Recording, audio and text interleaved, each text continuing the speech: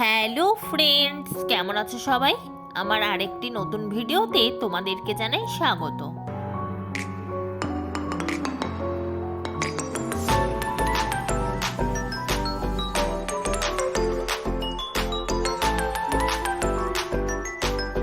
আজকে ভূত চতুর্দশী। ছোটবেলা থেকেই শুনে আসছি এই দিনে 14 শাক খেতে হয় এবং 14 প্রদীপ জ্বালাতে হয়। তো আজকেও সেই রকমই শ্বশুর বাড়িতেও 14 বাতি দিচ্ছি, কিন্তু এই বাড়ির নিয়ম একটু আলাদা। আমাদের কাঁঠাল পাতাকে মুড়ে প্রদীপের মতো বানিয়ে জ্বালানো হয়। এমনি মোমবাতি তো জ্বালানোই হয়, কিন্তু তার সাথে এটাও দিতে হয়, কারণ এটাই আমাদের বাড়ির নিয়ম। তাই সব জায়গায়, ঘরে, উঠানে, তুলসী গাছের কাছে, সিঁড়ি ঘরে ও বাকি অন্যান্য জায়গাতেও দিয়ে দিলাম। আর এই দিনটাতে আমার ঠাকুমার কথা খুব মনে পড়ে, কারণ আমার ঠাকুমা আবার তুলসী পাতাকে ঘিয়ে ডুবিয়ে সব ছেলে নাতি নাতনিদের কপালে দিয়ে দিত। যে যেখানেই যাক না কেন তুলসী পাতা লাগিয়ে যেতে হবে।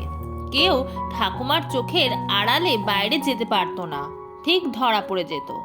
যাই হোক, পুরো ঘরটাকে মোমবাতি দিয়ে সাজিয়েও দিয়েছি। আজকে যাব আমরা ঠাকুর দেখতে, তার জন্য আমি, কুট্টিমা আর ও রেডি হয়ে গেছি। তো ঘুরতে যাওয়ার আগে একটা চটপটি জ্বালিয়ে নিলাম, আর একটা তুবড়ি জ্বালাবো ভাবছিলাম, কিন্তু কিছুতেই সেটা আর জ্বালানো যাচ্ছিল না। অনেক চেষ্টা করা হলো, তারপর আমরা বেরিয়ে পড়লাম। আর রাস্তায় যেতে যেতে দেখি এক জায়গায় রাবণ পোড়া হচ্ছে, কিন্তু সেইখানে দাঁড়িয়ে আর বেশি সময় নষ্ট না করে বেরিয়ে পড়লাম ঠাকুর দেখার জন্য। আর এখন চলে এসেছি ক্লাস 5 থেকে 12 পর্যন্ত যে স্কুলে পড়াশোনা করেছি সেই স্কুলের মাঠে, অতুলমণি স্কুল। বাইরে থেকে প্যান্ডেলটা খুব সুন্দর লাগছে এবং করেছেও খুব সুন্দর। এইখানে দাঁড়িয়ে আমি আর কুট্টিমা অনেকগুলো ফটো তুলে নিলাম। আর এইখানে একটা ঝর্ণাও করেছে, আর ঝর্ণার সামনে ফটোগুলোও আসছে দারুণ। চলো এবার যাব ভিতরে, আর প্যান্ডেলের ভিতরে গিয়ে দেখি ভিতরটা কিরকম করেছে। বাইরেটা তো অপূর্ব লাগছে, প্যান্ডেলের ভিতরটাও খুব সুন্দর করেছে। এখন তো সব প্যান্ডেলের ভিতরে এইরকমই কাজ করা হয় এবং লাইটিংয়ের পুরো ঝলক দেখানো হয়। পুরো লাইটে ভর্তি, বিভিন্ন রকমের লাল নীল লাইট দেওয়া। কিন্তু প্যান্ডেলের ভিতরে দু তিনটে জিনিস খুবই সুন্দর করেছে। একটা হচ্ছে এই সিলিংয়ে দেখো একটা পরী রয়েছে, যেটা খুব সুন্দর লাগলো। আর পাশের কতগুলো স্ট্যাচু রয়েছে সেইগুলো। আর ঠাকুরটা তো খুবই সুন্দর হয়েছে। তবে পুজো এখনো শুরু হয়নি, পুজোর প্রস্তুতি চলছে। আর কালী পূজা মানেই তো সারা রাত ধরে পুজো হবে, সেই কারণে তাড়াহুড়োর কোনো ব্যাপার নেই। চলো, আমাদের ঠাকুরের প্যান্ডেল দেখা হয়ে গেল এবং ঠাকুর দেখাও কমপ্লিট। এবার যাব বাইরে। আর বাইরে একটা মেলা বসেছে, খুব বড় মেলা না, তবে ছোটখাটো অনেকগুলো দোকান বসেছে এইখানে। তো এইখানেই পুরো মেলাটা একবার ঘুরে নেব। পুরো মেলাটা একবার ঘুরে চলে এলাম ঘুগনি খেতে। আজকে যেহেতু প্রথম দিন, তাই 3 জন মিলে টাটকা টাটকা ঘুগনি খেয়ে নিলাম। অন্যান্য দিন হলে খাই না, কারণ ঘুগনিটা কতদিনের থাকে সেই কারণে, কিন্তু যেহেতু আজকে প্রথম দিনেই ঠাকুর দেখতে বেরিয়েছি সেই কারণে খেয়ে নিলাম। আর ঘুগনিটা কিন্তু ভালোই করেছিল। চলো এবার বড় মা কালীর মন্দিরে যাব। এই ঠাকুর খুব বড় করে বানানো হয়। আর রাস্তার 2 ধারে দেখো লাইট দিয়ে এত সুন্দর করে বিল্ডিংগুলো সাজিয়েছে যে দেখতে কি সুন্দরটাই না লাগছে। তো চলে এলাম মায়ের মন্দিরে। এটা হলো ফরিদাবাজারের পুজো।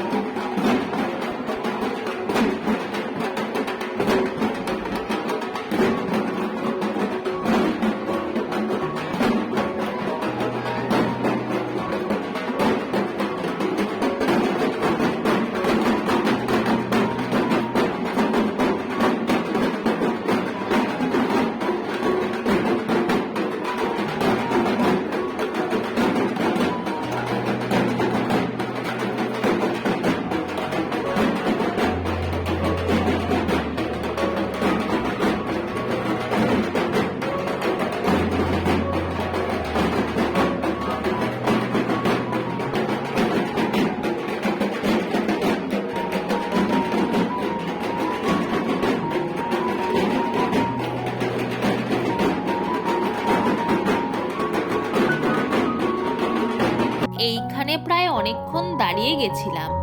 এক তো এত বড় প্রতিমা, সেটা দেখছিলাম, আর দ্বিতীয় মেয়ে ঢাকিগুলো এত ভালো ঢাক বাজাচ্ছিল যে আসতেই ইচ্ছা করছিল না।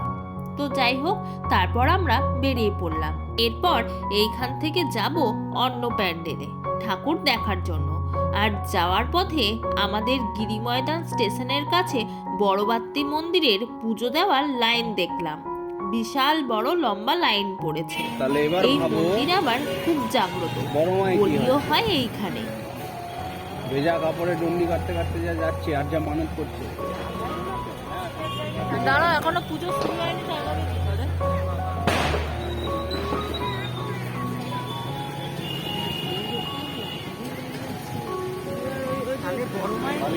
বাঁদিকে যাবে, হ্যাঁ ওই দিক দিয়ে ঘুরে চলো। হ্যাঁ এবার বাঁদিকে, হ্যাঁ। এরপর চলে এলাম আরেকটি প্যান্ডেলে। আর এই প্যান্ডেলে ঢোকার গেটটাও লাইটিং দিয়ে সাজিয়ে তুলেছে। আর পাশেই স্টেজে হচ্ছে প্রোগ্রাম। তো ওই প্রোগ্রামও তোমাদেরকে দেখাবো একটু পরে। তবে আগে প্যান্ডেলটা দেখে আসি চলো। তো প্যান্ডেলের কাছে চলে এসেছি। আর এই দেখো পুরো প্যান্ডেলটা। খুব একটা যে ভালো করেছে সেটা বলবো না, তবে মোটামুটি। চলো এবার ভিতরে গিয়ে দেখে আসি পুরো প্যান্ডেলের ভিতরটা।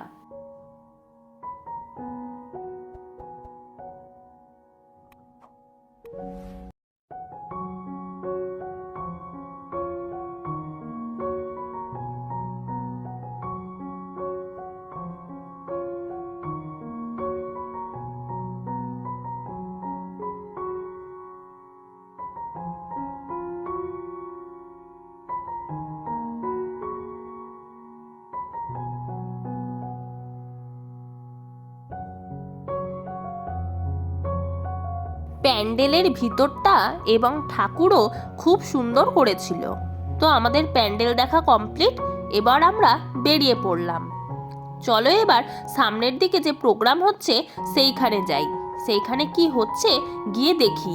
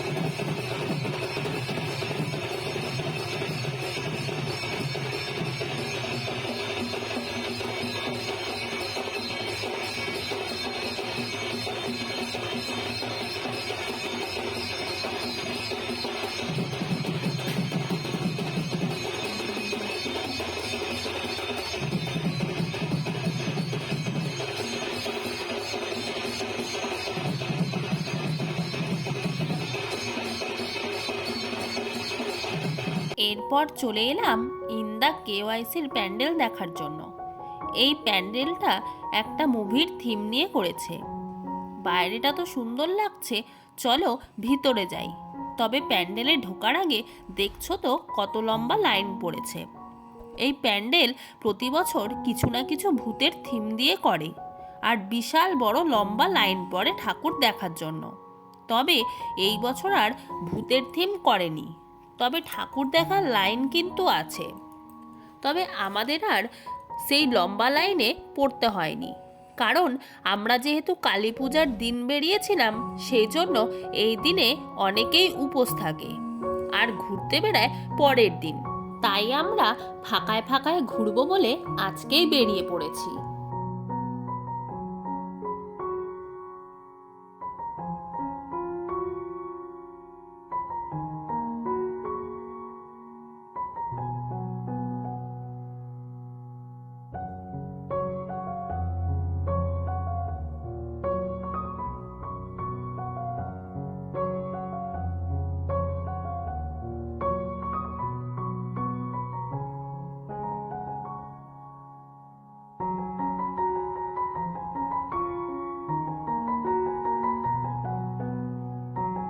তো প্যান্ডেলের বাইরেটাও যেরকম সুন্দর করেছে, ভিতরটাও কিন্তু খুবই সুন্দর করেছে। আর ভালোভাবে দেখলে দেখা যাবে অনেক নিখুঁত কাজ করেছে এর মধ্যে। তো আমাদের এই প্যান্ডেলটা দেখা কমপ্লিট। এরপর প্যান্ডেল থেকে বেরিয়ে পড়লাম, আর এখন যাব সামনেই আরেকটা প্যান্ডেলে, ইন্দা বাজারের পুজো, তাই হেঁটেই চলে এলাম। আর এইখানেও প্যান্ডেলটা কিন্তু বেশ ভালো বানিয়েছে, কেদারনাথের মন্দির, বাইরে থেকে দেখতে অসম্ভব সুন্দর লাগছে। এখন দেখা যাক ভিতরটা কেমন বানিয়েছে।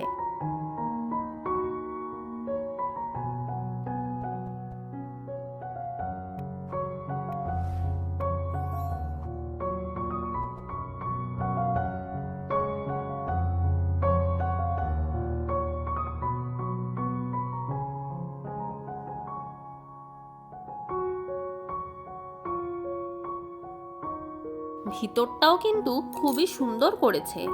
ভোলেনাথের মাথা থেকে বেরিয়েছে নদী, সেই থিমটা করেছে ভিতরে। কিন্তু এই নীল আলোর জন্য কোনো কিছুই আর পরিষ্কার করে দেখা যায় না, তবু যতটুকু দেখা যাচ্ছে তোমাদের সাথে শেয়ার করলাম। আর মায়ের মুখটাও কিন্তু বেশ সুন্দর। যতগুলো ঠাকুর দেখলাম প্রত্যেকটা ঠাকুরই খুব ভালো হয়েছে।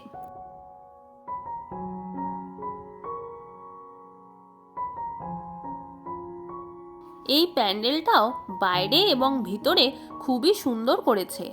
তো এটাও দেখা কমপ্লিট হয়ে গেল। এরপর বেরিয়ে পড়লাম, আর কুট্টিমা আর তোমাদের দাদা ভাই আগে এগিয়ে গেছে। এরপর আমরা আবার যাচ্ছি আগের প্যান্ডেলের কাছে, ওইখানে গাড়ি রাখা আছে। তারপর ওইখান থেকে বেরিয়ে যাব।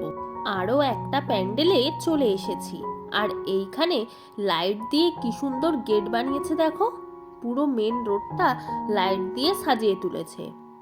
আর এইখানকার প্যান্ডেল প্রতি বছরই দুর্দান্ত করে, আশা করি এই বছরও ভালো করেছে। তো চলো গিয়ে দেখা যাক।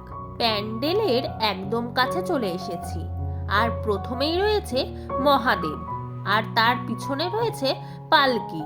তারপর পুরো প্যান্ডেলটা শুরু। প্রতি বছরের মতো এই বছরও দারুণ করেছে প্যান্ডেলটা। আসলে যে কোনো জিনিস সুন্দর করে তোলার জন্য বড় জায়গার প্রয়োজন হয়, আর তার জন্য এই বড় মাঠটা পেয়ে যায় বলে দর্শনার্থীদের কাছে সুন্দরভাবে ফুটিয়ে তুলতে পারে। পুরো প্যান্ডেলটাই অসম্ভব সুন্দর লাগছে।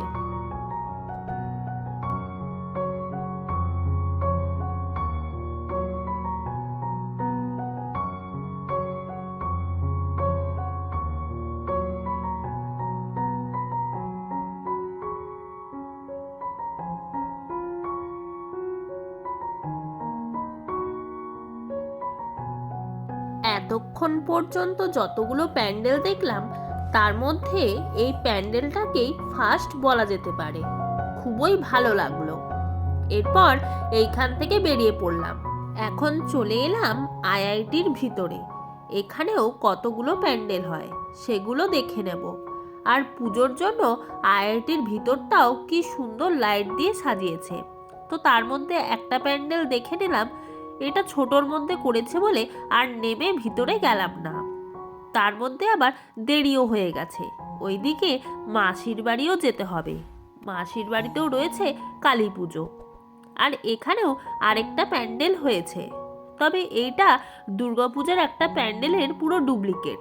তোমরা যদি আমার দুর্গাপূজার ব্লগ দেখে থাকো তাহলে অবশ্যই বুঝতে পারবে। তো এরপর চলে এলাম মাসির বাড়িতে, আমার মেজ মাসি শাশুড়ির বাড়ি।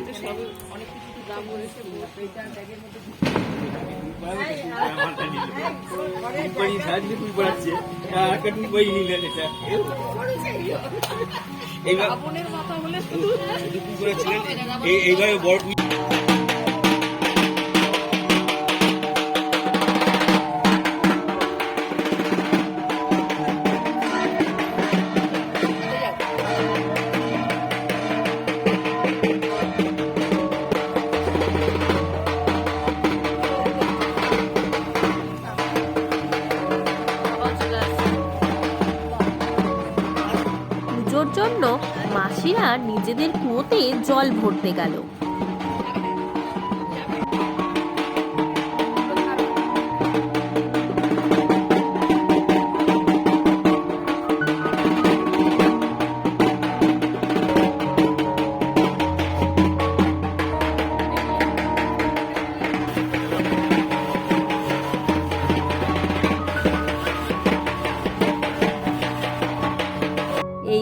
বসে এখন চলছে গল্প।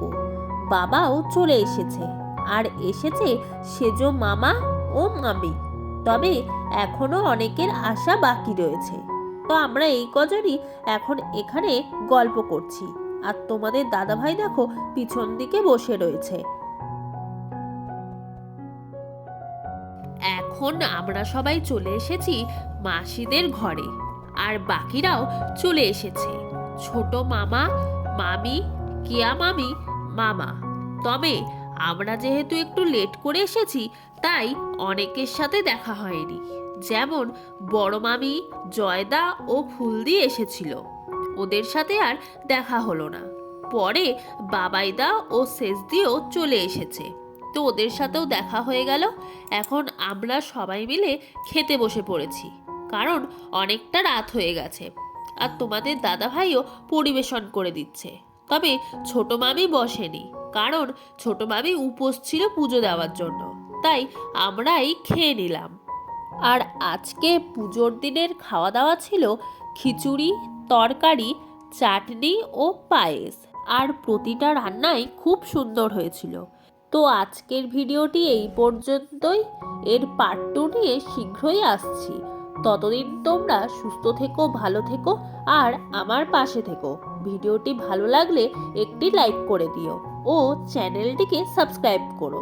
টাটা।